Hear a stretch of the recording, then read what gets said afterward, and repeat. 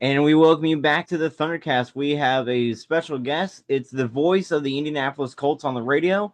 We have the voice of the Indy 11, and of course one of the legends in the ISC Sports Network group, Greg Rakestraw. Greg, how are you doing on this fine day? I'm doing good, my friend. How are you? Great, great. Yeah, I'm doing great. Okay, so the first question is walk it. Not, I'm not a question, but thing. Walk us through your broadcasting journey. That might take a long time. I've been doing this now for Yeah, a little. yeah. But graduated from University of Indianapolis in 1998. Kind of got my start in the market at 1260 WNDE. Then kind of went my own path with 95.9 FM, what became ESPN 950. Hometown Sports Indiana after that, which then for me led to me being the program director of 1070 The Fan. And now, and literally as of this week, celebrated 8 years at the ISC Sports Network. So that's kind of the full time job. And you listed a couple Mm-hmm. of the other, Yeah. things that I get to do from kind of a part time freelance perspective. So as it may still be the case on my voicemail, it's been so long since I recorded it, I kind of forgot what it said. I think I used to tell people, I think it what if I'm not answering the phone, I'm probably calling a game right now. That's a pretty apt description of kind of what I do. Yeah. Okay, the next thing is how has it been working with the Colts in the Indy 11? Well, it'll be year 15 for the Colts starting up for me when we get to training camp, and it will be This is year 13 of what I do with the Indy 11, and love every minute of it. You and I are having this conversation on a Saturday. It is a rare Saturday where I do not have an Indy 11 match. I had the Soccer Saturday show earlier today, but obviously that has been something, and I was kind of late in my life doing soccer. I did not do my first soccer broadcast till I was 32. But now it's something I'm very passionate about and enjoy very much.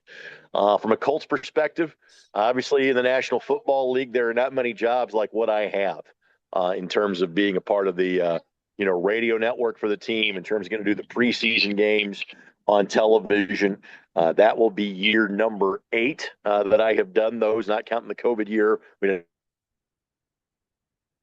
have any preseason games back in 2020, but I consider myself very lucky that I get a chance Mm-hmm. to call both of those sports now on a year in, year out basis. Yeah. So then this next question, like, is what I'm wondering. How does the ISC Sports Network schedule games to broadcast? So I'm the person that's in charge of scheduling for what it is that we do. A lot of it is relationships we have with schools. A lot of it is relationships we have with advertisers. We have had a long-term partnership with the MIC, which obviously is going to once again include Carmel and Center Grove as of this fall. Football being a one night a week sport, there's other schools that we will do. Like we have had a relationship with Danville High School where we've seen their home games on a regular basis. We have a group called Endeavor Communications that has us come to a lot of games. Kind of Putnam County, Owen County, parts of Morgan County, like Cascade and Monrovia, over the years. And we've got a home base.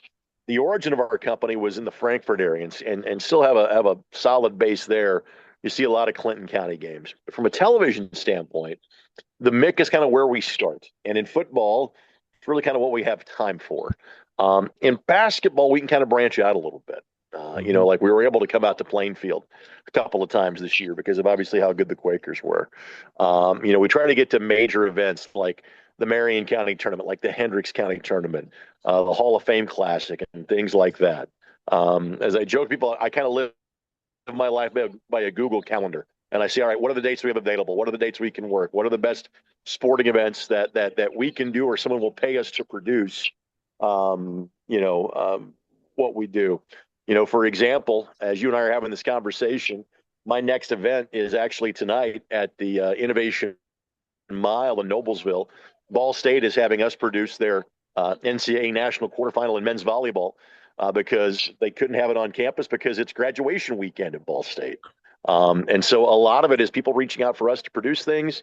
A lot of us is us kind of going out and securing advertising. Mm-hmm. But this is where kind of I use my 30-ish years of doing this and to figure, okay, what's available for us to produce? Where do I think we can make money? Can I find a television home for this? Is there an audience for it? All of that kind of goes into picking out what our schedule is going to be. Yeah, I completely agree with that whole thing. Now, now I do get why, like you guys do the MIC, because it's much more like competitive in the MIC than than some other conferences. When we first started doing the games, and again, this will be, I think, year 8 of us having a relationship with the MIC.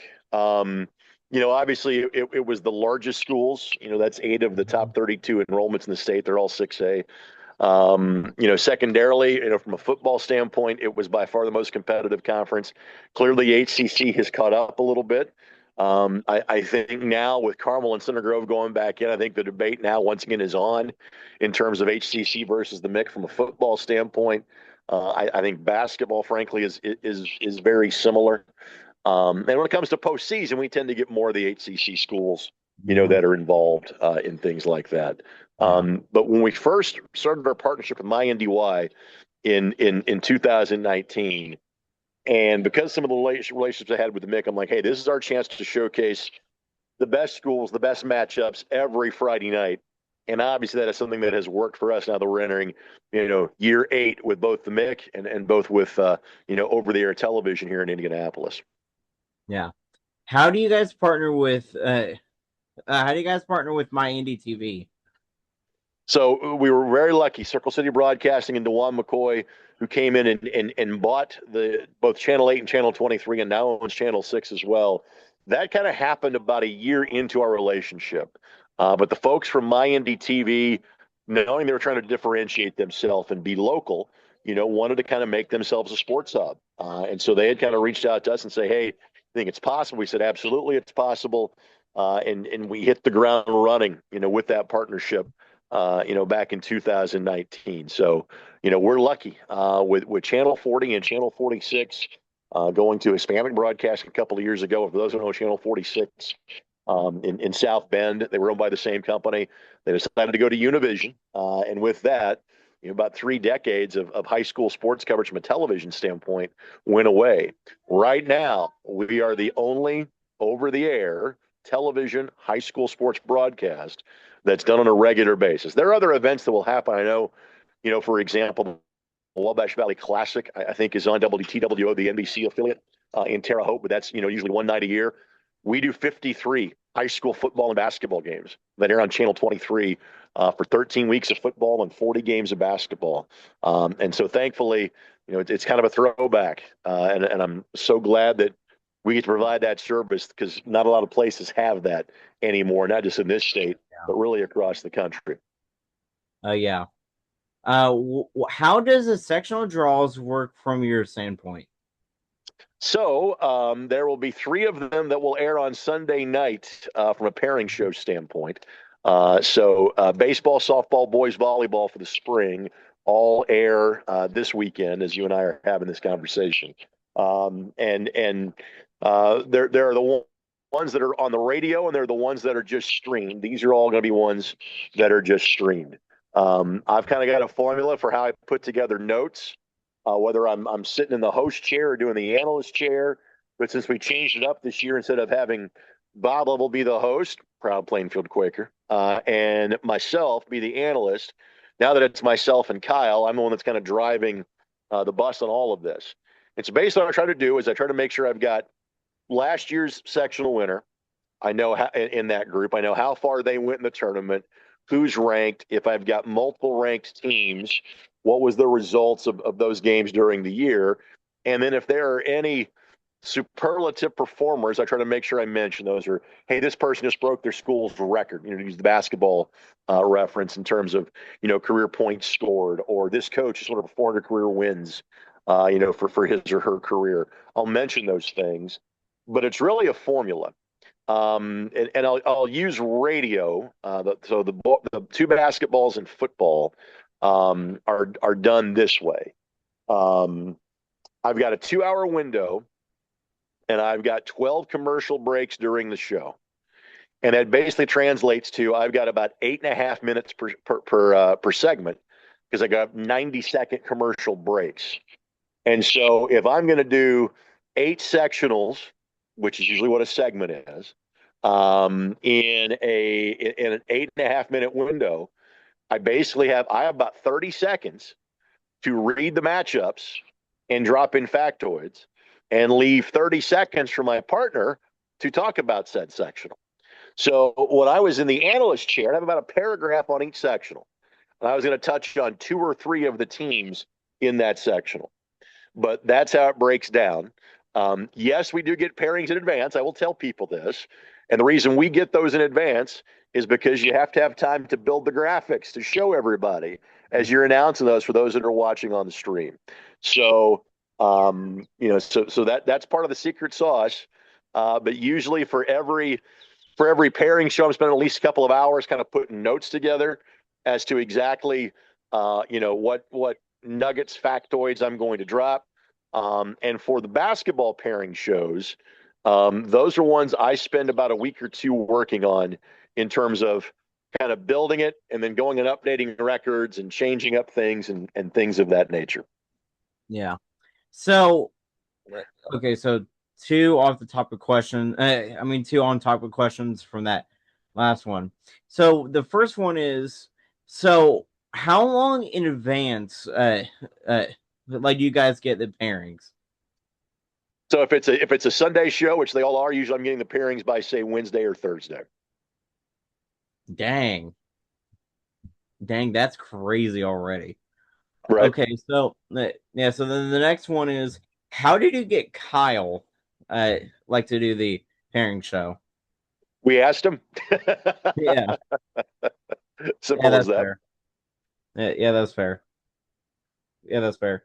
Yeah, because I was wondering, like because me and my friend were doing uh, because because me and my friend like were doing a live stream like on the live pairings reaction, and I saw Kyle in there. I'm like, oh, he's new, but yeah. So then the next one is, are some of the underrated high school like facilities you've been to? Oh, I've been to so many. From a gym standpoint, I've probably been to about 220. I think at this of the 400. Almost all the ones in Central Indiana, most of the ones Mhm. in Southern Indiana. Probably about as far north as like Lafayette, Logansport, Kokomo, and south. I have been to most of those at this juncture. Um, there's the obvious ones that people know about, in terms of Memorial Gym in Kokomo, of Hatchet House in Washington, of Newcastle. I was able to do a game in the old Wigwam before that closed. Carmel is one I'm at a lot. I was at the Mill for the sectional this year. Love that place. Tech is one of my favorite gyms locally. Love doing games in there.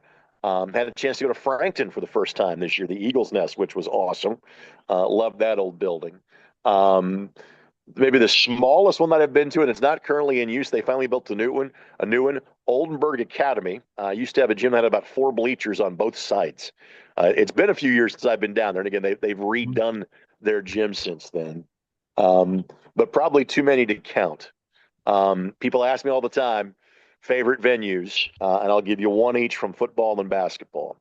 From basketball, there's a lot of great gyms, but hardly anything takes my breath away like walking into Newcastle and seeing the sheer size of that every Yeah, time that I go there. But then secondarily, from a football standpoint, the Wrights Bowl in Evansville, just the way that it is built into the side of the hill, overlooks the Ohio River, overlooks downtown Evansville. There's not a view or a building like that in terms of Indiana high school football. yeah, yeah, definitely. Now, uh, now for me, like I just got to travel, like to more stadiums, as a fan too. Like, and of course, when I managed for Plainfield, like for those 2 years, like my favorite stadium for me, like in football with the best energy that I've been a part of, has to be Brownsburg. They have the best Mhm. football thing for me, but but for basketball for me, like it's close between Mooresville and Kokomo. Yeah, But Kokomo is outstanding. Obviously, Memorial Gym built in the late 40s. And the thing that makes Brownsburg unique, obviously, they spent a lot of money on it, and they just upgraded it again in the past year. But what makes Brownsburg special is no track, is the track is separate.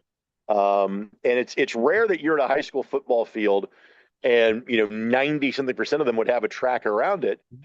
You don't feel like you're that far back, but yet when you go to Brownsburg and you realize how on top of the field you are because that track isn't there, again, it's one of the things that separates it. So, yes, the money they have spent has made that very nice, no doubt about that. But that's one of the yeah, subtle things that makes Brownsburg what it is. And let's face it, being state champs as they have been the last couple of years doesn't hurt the atmosphere or the ambiance there either. yeah. Okay, so then the next one is what football game this past season was the best in your opinion, like that you broadcasted? Probably the sectional, the first couple of sectional games we had were just ridiculous. But Lawrence North Lawrence Central, because that is one of the ultimate rivalry games that we have going locally. And the fact that LC upset them after they nearly did it the opening week of the season. And then for them to win on a fumble recovery in the end zone for a touchdown as time expired to win a rivalry game was just bonkers. And frankly, we're lucky in the fact that we kind of get to pick the best games each week.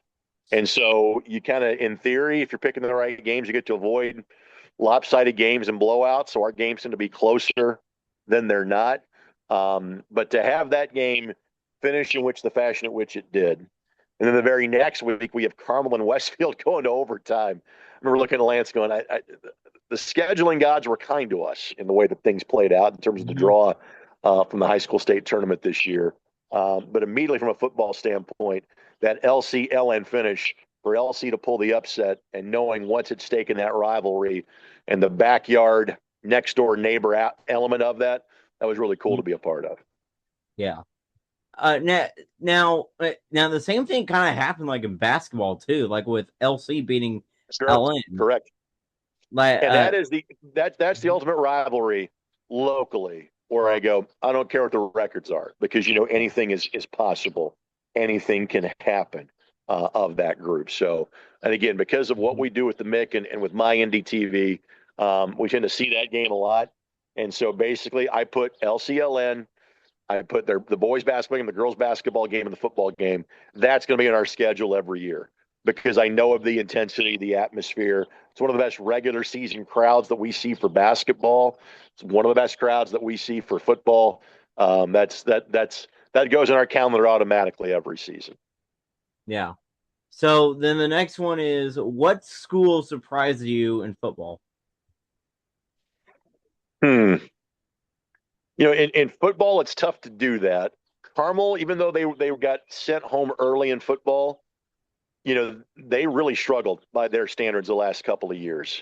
And so for them to kind of quickly pick it back up, in week 2, they beat up Westfield. Now, again, Westfield got them back in terms of the sectional championship game.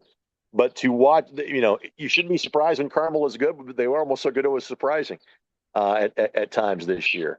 Um, but in 6A, because of the teams that we see on a regular basis, you kind of have an idea as to who's going to be good and who's going to be not. Mm-hmm. And the thing that I would offer for this coming year is I think there are going to be as many really good top end teams as we have seen in a while. Center Grove is going to be great every year. Brownsburg is going to be fantastic again. Westfield lost some key pieces, but their quarterback was young. And obviously they made the last 2 state championship games. Warren Central was good, and they primarily played sophomores and juniors, with the exception of J.J. Finch. There's probably 5 or 6 teams on the top end of 6A this year. I think are going to be really good. So I think this fall is going to be a fantastic year for high school football locally. Yeah. Yeah. Uh, so that whole thing about not the whole thing, but that thing about like Westfield's quarterback. Now I don't know if you know this, but both of their quarterbacks, Cooper Melvin and Carson Melvin, like they both actually transferred from Plainfield.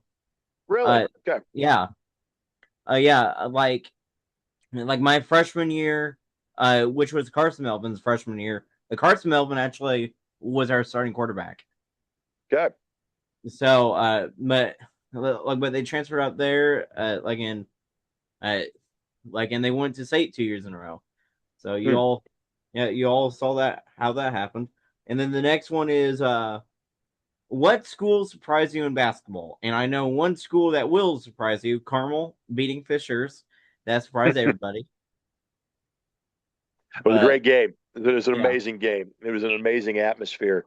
Um, you know, I'm not sure if they had kind of an open path and some upsets helped them. It was cool to see Decatur Central and be there for their first regional championship in school history and see them play at the semi-state round. Obviously Luke Ertl was the best player by a long shot this year by a pretty wide margin. But to see Mount Vernon win the state championship, I think for a lot of folks would be very surprising. And again, I'll cite back-to-back weeks. I have Carmel Fishers in Noblesville, and the place is absolutely packed. The next Saturday, I have Mount Vernon and Pike at Southport, and the place is once again absolutely packed. I was very lucky. I got to see the games that I did during the course of the postseason. And then, obviously Crown Point and Mount Vernon, went to a one possession championship. Mount Vernon finding the way to win. So um, I'm not sure if there were any big surprises, so to speak, this year. But it's more the moments of seeing teams that you don't often talk about get to a certain round. Those are the things that tend to stick with me the most. yeah, I full honestly agree with you on that one uh, because because I was shocked, and I was shocked that Decatur made semi-state, beating LC, because I thought Lawrence Central was better than them under being LN, and then uh, and yeah, uh, but I was not shocked to see I was not shocked uh to see Mount Vernon uh, completely destroy them beginning in the beginning of that game. So then I'm skipping the next question because you already kind of touched on that. Then the next one is, in your career of broadcasting, what top players have you been able to see play in high school? So, from a high school basketball standpoint, Greg Oden, Mike Conley, 19 years in the NBA. Eric Gordon, 18 years in the NBA at this point. In my days of doing the every IUPUI game, that was when George Hill played for the Jaguars. So watching him play as long in the NBA as he did was great.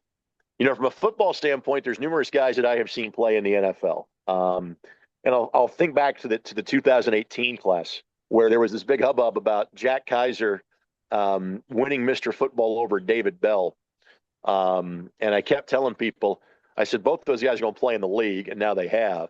I said, the much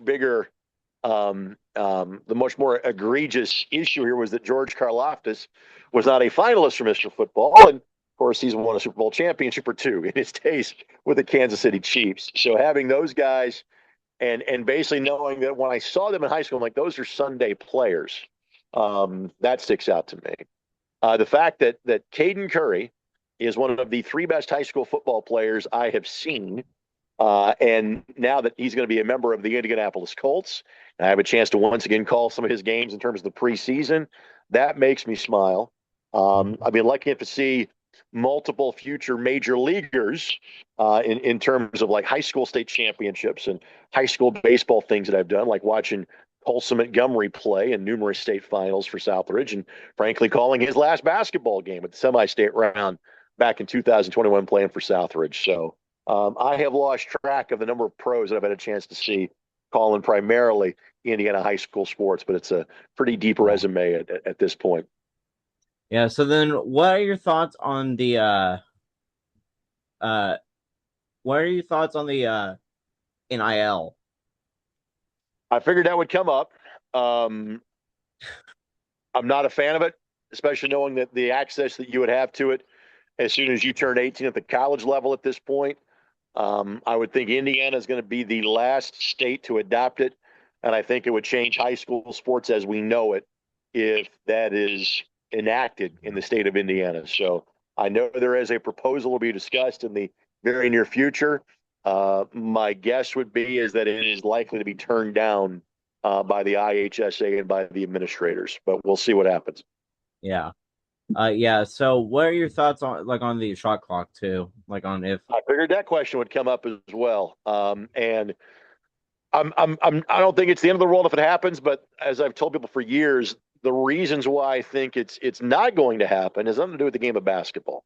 First of all, I think there's probably about, and this is not the case in all games. Some games there's not a single possession that would be affected by having a Mhm. shot clock or not. There's probably 3 or 4 possessions that are affected by it, and 3 of them would be end of first quarter, end of second quarter, end of third quarter. A team's ability to hold the ball for longer than 35 seconds. Some teams less than a minute they're going to hold for that last look of the quarter. Yeah. Um, but the reason being is that you are asking schools that are already stretched pretty thin budget wise now to install a new system and to have to hire another worker to work at a scores table during a game. Um, high school officials catch enough grief as it is now. Let's make their job more difficult. Let's add a shot clock. And so I just don't think the game needs it. And I just don't think schools need to be asked to spend more money on things for something that affects about that much as I'm making, trying to separate my fingers on from a video screen standpoint, that maybe affects a handful of possessions a game. If it happens, not the end of the world. I just don't think it's a big deal. I also don't think we need it, Nick. No. Yeah. No. Now.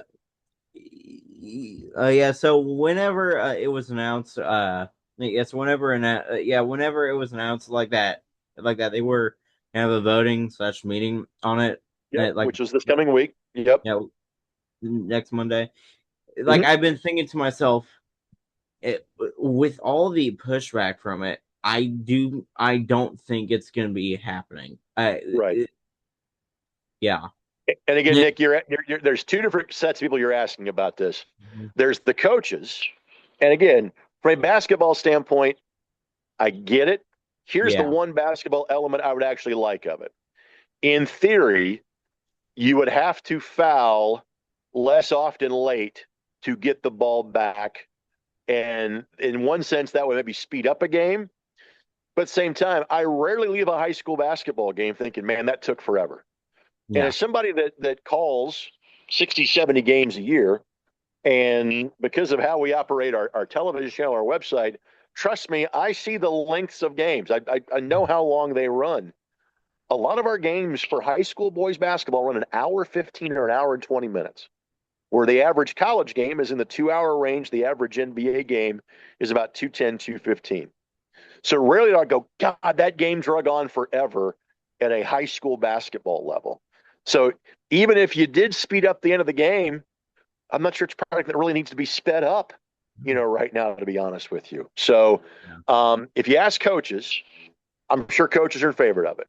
But again, they're not asking coaches.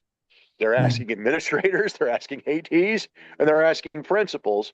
And when you start with, it costs X amount to install this, and everybody's concerned about their budget these days, I think that's why the answer is going to be no. Yeah. Yeah, I full honestly agree with you on that one. So now 2 more questions. So this next one is, what games are you looking forward to this upcoming season for football and basketball? So, from a football standpoint, my opener is going to be Brownsburg and Lawrence North. So, they are now playing each other in the regular season. Obviously, a rematch of the regional championship from 2 years ago, Mm-hmm. and so which was a phenomenal game. So, looking forward to that. I look forward to our entire football season. I look forward to Center Grove and Carmel being back on the schedule with one another after they haven't played for the last few years. From a basketball standpoint, I we haven't made our schedule yet. So the basketball schedule for us usually gets done in about August. I know the events. We're going to go to the Hall of Fame Classic. We're going to do Paul Logan event at North Central. We're going to do Kokomo's tournament. We'll do the Marion County tournament. I kind of have an idea what our conference schedule is going to be like. But Nick, here's what I'll say from a basketball standpoint. This is setting up to be a pretty unique year, and obviously, we're all not sure. Are there going to be some players in the senior class? Let's go the prep school route. I hope not. I hope the group at Pike stays together. I hope Jason Gardner and Cooper Zachary get one more year together at Fishers. Um, but let's even assume that that is the case and those two are staying together. And now let's incorporate Josh Henderson, who made the move from University to Carmel late in the year. And Carmel has he, Cash Daniels, Mark Shostak, who's 6'11", kind of a raw project. I put Carmel in that group. After that, there's a lot of turnover in terms of area high school basketball. Obviously, your team at Plainfield, Harper Baker Land's great player. Everybody else graduates. LN, most of their key players graduated after this year's team. And so, frankly, there's going to be a lot of wide openness, for lack of a better term, in terms of Central Indiana high school basketball. And so, we've seen Jefferson win it the previous year. Crown Point came so close to winning it last year. I bring those two up because if there's ever a year maybe the power is in 4A is not going to be in the Indianapolis area, it might be this year. Now, if Pike stays together, they're the best team in the state. If Fisher stays together, they're every bit as good. And those two, of course, would not see each other in the state finals because they're in opposite halves of the bracket. But in terms of basketball this year, this is going to be a really intriguing year because I'm not sure what the depth is like in Central Indiana, and it's rare that we have that question. But that's the way it looks, still several months away. And obviously, Nick, we don't know who's going to end up where. We don't know what players are moving, and so we kind of have a better idea of that in June because that's the month where teams are together and play as a high school team instead of guys doing their own AAU thing. And so maybe by the time we get to the middle of June, maybe we'll have more of an idea as to what rosters will look like and enrollment will look like in terms of the powerhouses in Central Indiana. Yeah. So then the last one is, what are your thoughts on the new sectional alignments? So, I've seen football and I looked at basketball. I didn't see that big of a difference in basketball, frankly, locally. I know New Pal jumped back up from 3A to 4A and kind of got shoehorned in with kind of the East Side teams a little bit. From a football standpoint, and there was nothing that I thought that was that dramatic. We finally have a 5-team sectional in 6A, which we've never had since we've gone to that format with Decatur Central still playing up for at least a year. And again, because they won a sectional last year, might be up for some years to come. Obviously, we all knew Whiteland was going to 6A at some point in time, and it finally happened from an enrollment standpoint. So now they've got another team kind of in Center Grove's area to play with them. So nothing that I thought was of massive importance from a sectional alignment standpoint. And again, because of so much of what I do during the season is 6A, I still like it. Okay, it's going to be to the regional round when most of the powerhouses really will see each other. Yeah. Oh yeah, definitely. Now I think in the 5A standpoint, like I think keeping New Pal and Cathedral in the same sectional for football was the best choice they could do. Like I can tell you that I can promise you that both of those teams will be the threats of 5A this year again. Sure. Yeah. Now, putting New Pal back in with all those other teams near them, like Greenfield Central, Mount Vernon, Pendleton Heights. Which is not what they did from a football standpoint, but not from a basketball standpoint. So New Pal is with like Warren and LN and LC from a basketball standpoint. So that was a little bit different. I know from the playing field perspective, it worked out very well from a football sectional standpoint. But again, frankly, that was the geography, and so the football geography path. I thought again made you put New Pal and Cathedral together in one sectional, and then Plainfield gets to go kind of with the Terre Haute guys, so to speak, on that half of the state. Yeah. Which I've been talking to some of my friends. Like, and I tell you, when I'm gonna tell you, but there's a lot of people saying like that.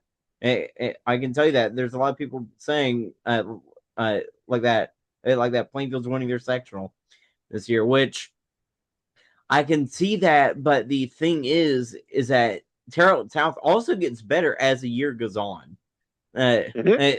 uh, uh, I mean, that's what happened this past season. Like Terrell South struggled early, lost to Plainfield bad, and then they got on the path of greatness and they started playing good. And the conference changes are gonna be interesting too. With Bloomington North Sure. now in mid state, in both Sarah Oaks and the Sagamore. But Yep. yeah, well, that will do it for today's episode of the Thundercast. Greg, thank you for joining, and I can tell you we will probably do this once again, probably after football season and stuff, just to get ready for basketball. And yeah, well, that will do it. And thanks for joining, and we will see you next time.